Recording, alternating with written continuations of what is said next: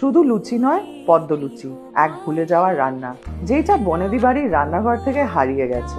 আমি আজকে পদ্ম লুচি বানাচ্ছি। হয়তো 100 বছর আগে শোভাবাজার রাজবাড়িতেও এইভাবে বানানো হতো।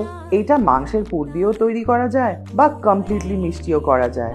আমি আজ বানাচ্ছি ফ্রেশ ছানা দিয়ে, খোয়া দিয়ে আর কাজু কিশমিশ দিয়ে, একটু মিষ্টি আর একটু নোনতা। অ্যান্ড ট্রাস্ট মি, এইটা ভাজতে না ভাজতেই প্লেট থেকে গায়েব হয়ে যায়। এইরকম রান্না কোনো স্পেশাল ওকেশন ছাড়া হতো না। আর হোলি মানেই রং খেলা, খাওয়া দাওয়া আর কাছের লোকজনের সঙ্গে সেলিব্রেট করা। এই পদ্মলুচির জন্য আমি সব সময় Emami healthy and tasty ultralight soyabean তেলই ভরসা রাখি। কোনোদিন এক্সট্রা তেল থাকে না।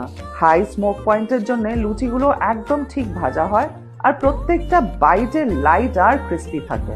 বনেদি বাড়ির হেসেল থেকে তোমার রান্নাঘরে পদ্মলুচি কিন্তু একটা ফেরত আনার মতো রান্না। লুচি বা রাধাবল্লভী তো অনেক হলো, এই হোলিতে পদ্মলুচি ট্রাই করে দেখুন। আর হ্যাঁ, trust Emami healthy and tasty ultralight soybean oil to keep it just right.